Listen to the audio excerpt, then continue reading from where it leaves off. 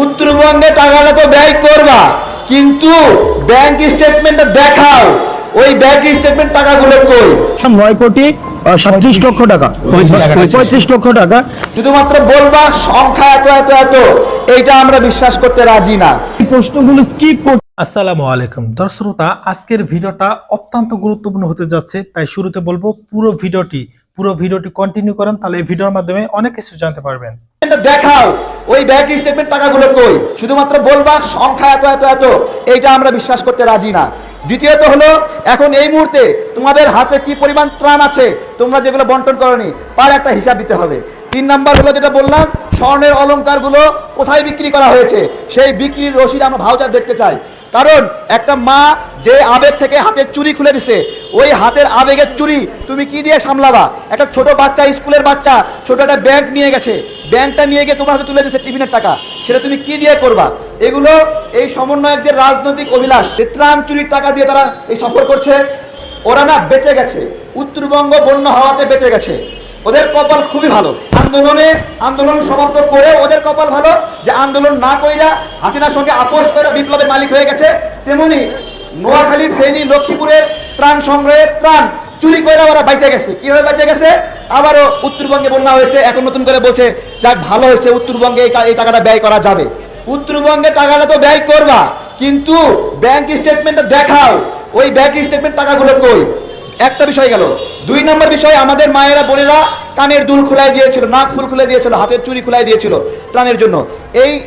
এই নাক ফুলগুলো, এই স্বর্ণ অলংকারগুলো কোন জায়গায় বিক্রি করেছো? সেই বিক্রির রসিদগুলো দাও। সেগুলো বিক্রি করে ব্যাংকে রাখা 1 নাম্বার গেল। 2 নাম্বার, অনলাইনে আসা টাকাগুলো তোমরা সেই কালেকশনের জন্য সমন্বিত যোগফলের টাকাগুলোর কালেকশন, এই সমস্ত বিষয়গুলো দিতে হবে। শুধুমাত্র বলবা সংখ্যা এত এত এত, এইটা আমরা বিশ্বাস করতে রাজি না। দ্বিতীয়ত হলো, এখন এই মুহূর্তে তোমাদের হাতে কি পরিমাণ ত্রাণ আছে, তোমরা যেগুলো বন্টন করনি, তার একটা হিসাব দিতে হবে। 3 নাম্বার হলো যেটা বললাম, স্বর্ণের অলংকারগুলো কোথায় বিক্রি করা হয়েছে, সেই বিক্রির রসিদ আমরা ভাউচার দেখতে চাই। কারণ একটা মা যে আবেগ থেকে হাতের চুড়ি খুলে দিছে, ওই হাতের আবেগের চুড়ি তুমি কি দিয়ে সামলাবা? একটা ছোট বাচ্চা, স্কুলের বাচ্চা, ছোট একটা ব্যাংক নিয়ে গেছে, ব্যাংকটা নিয়ে গিয়ে তোমার হাতে তুলে দিচ্ছে টিফিনের টাকা, সেটা তুমি কি দিয়ে করবা? এগুলো এই সমন্বয়কদের রাজনৈতিক অভিলাষ। অনেকে বলবে, এখন বলছে আমাদের রাজনৈতিক দল খোলার কোনো চিন্তা ভাবনা নাই। আপনাদেরকে সরল মনে আমি জিজ্ঞাসা করছি, আপনারা কি মনে করেন এরা যে কথাটা বললো রাজনৈতিক দল খোলার ইচ্ছা নাই, এটা কি সত্য? বলেন আপনারা। তাহলে এই যে ভাই, বেটা মানুষ বুকে দম নিয়ে কথা বলে, রাজনৈতিক দল খুললে রাজনৈতিক দল খুলবো, সমস্যা কি? তোমরা বেটা মানুষ না বেটি মানুষ? রাজনৈতিক দল খুলবা, কিন্তু একবার বলে খুলবা, একবারে বলে খুলো না, তাই না? এবারে এই রাজনৈতিক অভিলাষের জন্যই আমাদের এই অসুস্থ ভাইরা এরকম ভাবে হচ্ছে। আজকে যদি ওরা রাজনৈতিক অভিলাষ না করতো, তাহলে দেখবেন এই অসুস্থদের দেখার জন্য বিএনপি, জামাত সবাই মিলে মন খুলে টাকা ঢেলে দিত। কিন্তু যখন বলতেছে যে এরা তো নিজেরাই, আমি একটা প্রমাণ দিচ্ছি। আমি একটা উপদেষ্টাকে মেসেজ করেছিলাম যে আমরা রান্না করা খাবার দিচ্ছি, আমাদেরকে কয়েক বস্তা চাল দেন। উপদেষ্টা শর্ত দিয়েছে কি জানেন? যে আমরাই একটা রাজনৈতিক দল করব, আপনি কি আমাদের সঙ্গে যোগ দিবেন? তাহলে আমি আপনাদেরকে চাল দিব। এটা একটা গুরুত্বপূর্ণ বিষয়। একজন সাংবাদিক ভাই কাছে আসবেন, শুধু আমি গোপনীয়তার রক্ষা করবো। কে আসবেন? আসেন। এই যে আমাদের 1 ট্রাক খাবার দেওয়া যাবে কি? আমরা 1 ট্রাক জমা করেছি অলরেডি, স্যার লিখছে। বাকের ভাই, লুৎফর ভাইকে নকেন, আমাকে দেবে, তাই তখন ওদের সঙ্গে যোগাযোগ করি, ওরা আমাকে না বলে। এরপরে লিখছে, দেখেন দল গঠন করলে আসবেন। এই শর্তটা সঠিক কিনা বলেন? সঠিক কিনা? না, এটা লিখছে কিনা? লিখছে। আপনাদের একটু হালকা করে দেখালাম, দিচ্ছি না। দেখেন, তাহলে দেখেন এই দল গঠন করার বিষয়টা আমি একজন সাংবাদিককে সাক্ষী হিসেবে দেখাইছি, সবাইকে মেসেজটা নেওয়ার সুযোগ দিলাম না। আমি শুধু বলছি যে আপনাদের এই রাজনৈতিক অভিলাষ, এই আমাদের ভাইদের সুস্থ না হওয়ার কারণ। আপনাদের এই রাজনৈতিক অভিলাষ, এই আমাদের আহত ভাইদেরকে গুরুত্ব না দেওয়ার কারণ। আপনাদের এই রাজনৈতিক অভিলাষের কারণে আপনারা যে জেলায় জেলায় হানিমুন করছেন, আমাদের অসুস্থ ভাইদেরকে সময় দেওয়া সম্ভব হচ্ছে না, আপনারা তাদেরকে দেখার সুযোগ পাচ্ছেন না। আপনাদের রাজনৈতিক অভিলাষ যদি থাকতো, আপনারা আন্দোলনের আগে বলেছিলেন এই আন্দোলন শেষে আপনারা এই প্ল্যাটফর্ম বিলুপ্ত করবেন। আমার কাছে যে প্রশ্ন, আপনি হাসিনা যদি ক্ষমতায় থাকতো, তাহলে এই প্ল্যাটফর্ম বিলুপ্ত করতেন, মানে হাসিনাকে আরো সুযোগ দিতেন। কিন্তু হাসিনা পালাইছে, এখন আপনি এখানে দাঁড়ায় থাকবেন, এখন হলো মানে বিএনপি জামাতকে বিট দেওয়ার জন্য। ঠিক আছে, এই দিনটার জন্য আসলে তো এই বিষয়গুলো নিয়ে একটু কথা বলা উচিত। প্রথম কথা হচ্ছে, এরকম একটা কথা এসেছিল যে টাকা ব্যাংকে কেন রাখবো, আমি যদি মনে করি যে এখানে অ্যারাউন্ড 11 কোটি টাকা হয়, সবগুলো যদি 1000 টাকার নোট হয়, তারপর আমার 110টা বান্ডিল হবে। এটা তো এরকম কোনো টাকা না। এখানে একটা 5 বছরের বাচ্চার ব্যাংকের 1 টাকা 2 টাকার পয়সাগুলোও ছিল, 5 টাকা 10 টাকা নোটও ছিল, 20 টাকা 100 টাকা নোটও ছিল। দেখা গিয়েছে যে 1 কোটি টাকা যদি একদিনে কালেক্ট হয়ে থাকে, সেইখান থেকে আমাদের এই জায়গায় প্রায় 2 বস্তা 3 বস্তা বা কার্টুনে এরকম টাকা ছিল। ইভেন কয়েনই 1 বস্তার মতো ছিল এরকম, যেগুলো কাউন্ট করা হয়নি, পরে শেষে গিয়ে কাউন্ট করা হয়েছে। তো এই যে টাকাগুলো, আমরা কেউ হলে থাকি, কেউ মেসে থাকি, কেউ হোস্টেলে থাকে, অথবা ইভেন যদি কেউ বাসাতেও থাকে, এই টাকাগুলো কেউ রাখার জন্য সিকিউর ফিল করবে না।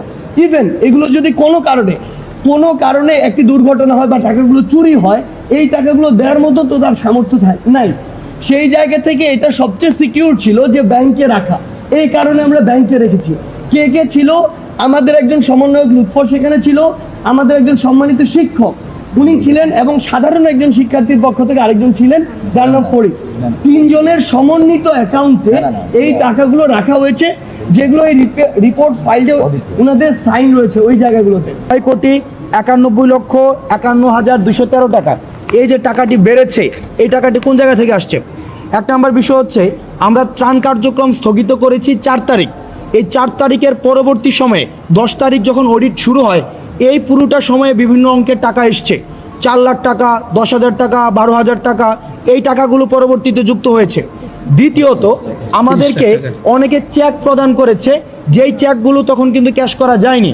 ওই ক্যাশ, অর্থাৎ এই যে চেকের পরবর্তীতে ক্যাশ করা হয়েছে, সেটিও পরবর্তীতে যুক্ত হয়েছে এবং বিভিন্ন নামে আসছে। এখন দেখেন, বিভিন্ন নামে আসছে, কিন্তু আমাদের তো তখন অ্যাকাউন্ট ছিল না।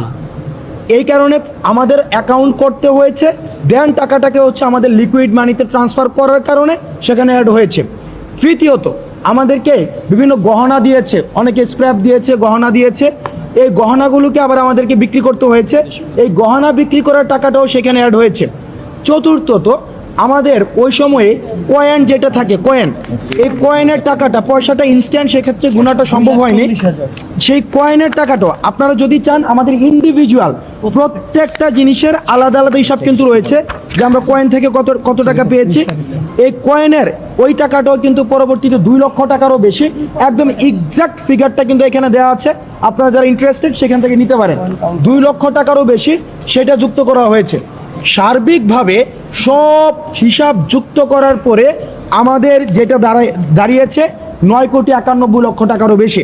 এখন বাংলাদেশে সর্বপ্রথম আমার মনে হয় ইতিহাসে একটা হিসাব দেওয়ার পরে আবার অডিট করার পর আবার টাকা বৃদ্ধি পেয়েছে, এই ধরনের নজির মনে হয় কোথাও নেই।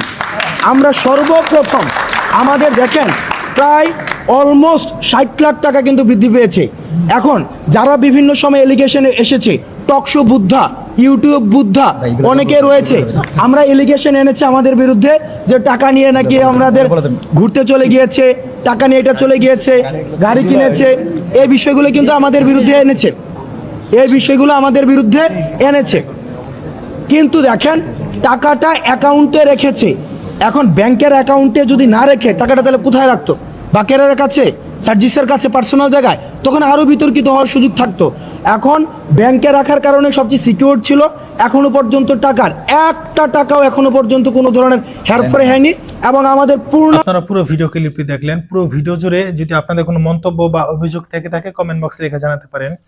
আপনারা দেখতে পারলেন পুরো ভিডিওটি। এই যে দেখেন, যে সমস্ত বিষয়গুলো বর্তমানে ঘটে যাচ্ছে, এগুলো আসলেই মর্মান্তিক। তো যাই হোক ভাই, এই সমস্ত ভিডিও নিয়ে আমার কোনো মন্তব্য নেই। আপনাদের যদি কোনো মন্তব্য বা অভিযোগ থেকে থাকে, কমেন্ট বক্সে লিখে জানাবেন। আর পরবর্তীতে কোন রিলেটেড ভিডিও চান, সেটাও আমাদের কমেন্ট বক্সে লিখে জানাতে পারেন। আল্লাহ হাফেজ।